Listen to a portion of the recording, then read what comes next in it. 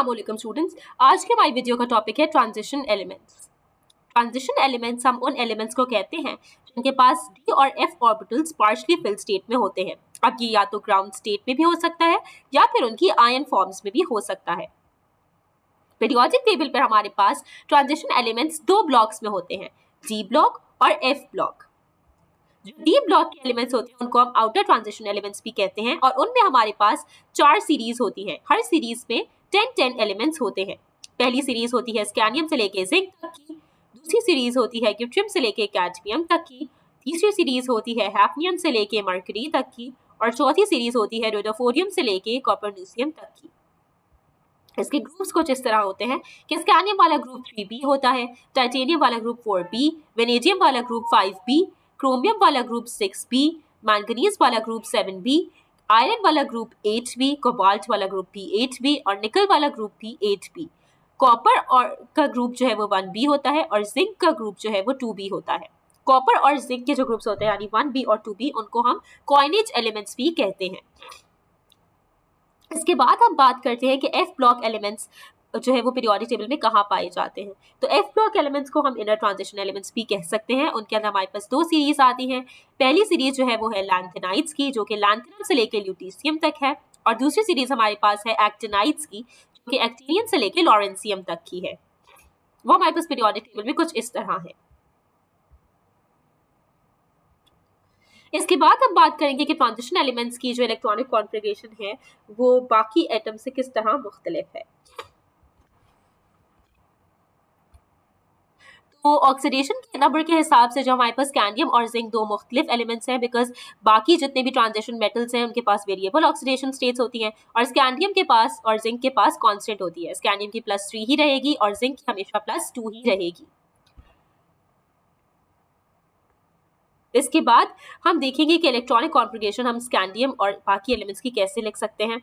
तो स्कैंडियम से लेके वेनेडियम तक हमारे पास ये रूल फॉलो होता है कि जो नया इलेक्ट्रॉन हमारे पास आता है वो हमेशा 3d ऑर्बिटल में जाएगा और जो 4s का इलेक्ट्रॉन स्टेटस है वो वैसा ही रहेगा जो कैल्शियम तक था। यानी कि कैल्शियम तक हमारे पास आर्गॉन कोर और 4s2 थी इलेक्ट्रॉनिक कॉन्फ़िगरेशन, तो वो स्कैंडियम से लेके वेनेडियम तक वही रहेगी और जो नया इनकमिंग इलेक्ट्रॉन है वो 3d ऑर्बिटल में आता रहेगा। अब यही चीज हमारे पास बाकी ट्रांजिशन एलिमेंट्स में भी फॉलो होती है, लेकिन सिर्फ दो एलिमेंट्स ऐसे हैं जो इस चीज को फॉलो नहीं करते, वो है क्रोमियम और कॉपर। अब जैसे कि हम देख रहे हैं कि टेबल में हमारे पास वेनेडियम के बाद क्रोमियम का जो इलेक्ट्रॉनिक कॉन्फ़िगरेशन होना चाहिए था वो 3d3 के बाद 3d4 होना चाहिए था और यहाँ पे हमारे पास 4s2 के बाद ये 4s2 ही रहता। लेकिन इसकी इलेक्ट्रॉनिक कॉन्फ़िगरेशन इस तरह मुख्तलिफ है कि हमारे पास जो इलेक्ट्रॉन है हम उसको 4s से उठा के ये वाला इलेक्ट्रॉन जो कि 2 वाला था यानी 1 और 1 2, तो इसमें से जो एक इलेक्ट्रॉन है वो हम 3d में डाल देते हैं और इससे क्या होता है कि जो ये 3d ऑर्बिटल है हमारे पास ये पार्शियली फिल्ड हो जाता है, जिसकी वजह से ये स्टेबिलिटी इसके अंदर आ जाती है। और कॉपर में भी कुछ ऐसा ही है कि हमारे पास 3d8 के बाद यहाँ पे 3d9 आना चाहिए था और 4s2 जो है वो ऐसे ही रहता, लेकिन हमने 4s में से एक इलेक्ट्रॉन जो है वो निकाल के 3d में डाल दिया ताकि ये वाला हमारे पास जो ऑर्बिटल है 3d10 हो जाए, यानी कि कंप्लीट हो जाए। जैसे कि हमें पता है कि d ऑर्बिटल होता है उसके नाम मैक्सिमम 10 इलेक्ट्रॉन्स डाल सकते हैं, इसलिए हमारे पास ये 3d10 होके कंप्लीट हो गया। इसी वजह से सिर्फ स्टेबिलिटी पर्पसेस की वजह से हमारे पास कॉपर और क्रोमियम की जो इलेक्ट्रॉनिक कॉन्फ़िगरेशन है वो अलग है, जबकि बाकी सारी इलेक्ट्रॉनिक कॉन्फ़िगरेशन हमारे पास 4s2 ही चल रहा होता है। और यही चीज हमारे पास यहाँ भी लिखी हुई है कि in copper and chromium atoms 4s electron jumps to the 3d orbital, जिसकी वजह से हमारे पास एडिशनल स्टेबिलिटी आ जाती है। d ऑर्बिटल्स या तो हाफ फिल्ड होते हैं या कंप्लीटली फिल्ड होते हैं।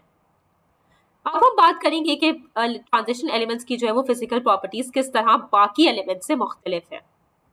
तो हम ट्रांजिशन एलिमेंट्स की जो कंपाउंड्स होते हैं वो लोअर ऑक्सीडेशन स्टेट्स में आयोनिक होते हैं और हायर ऑक्सीडेशन स्टेट्स में कोवलेंट होते हैं।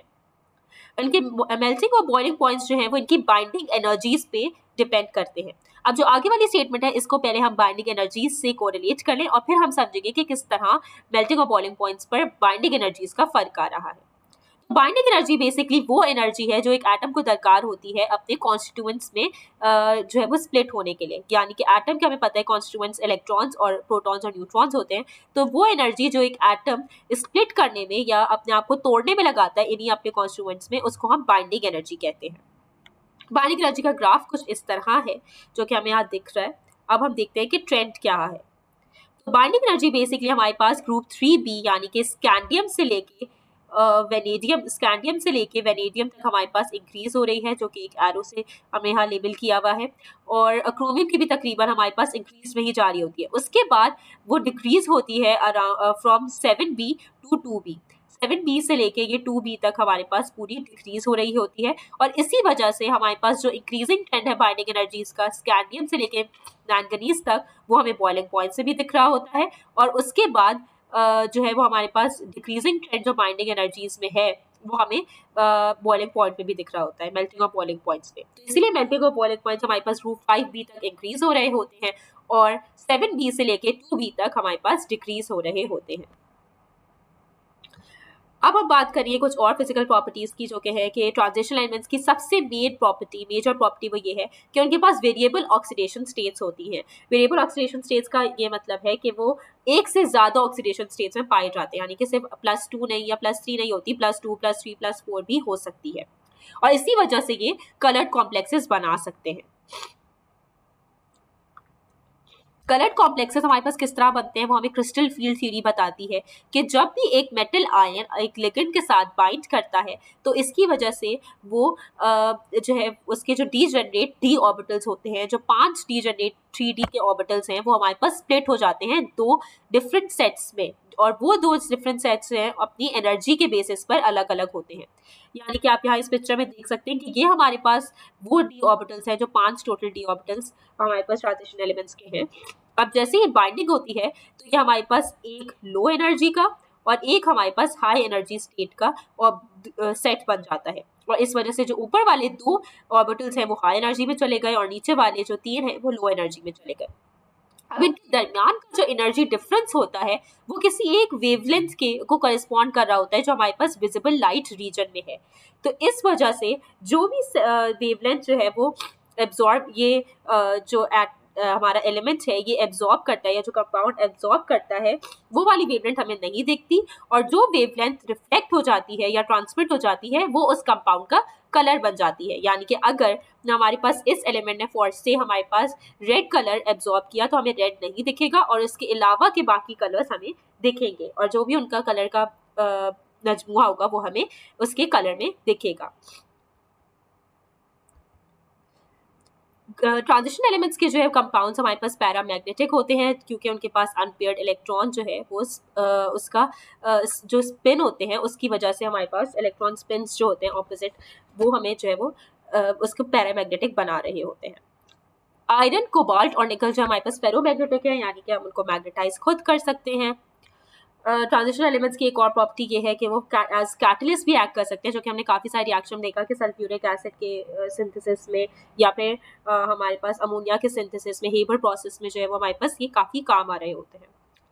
They can also form interstitial compounds.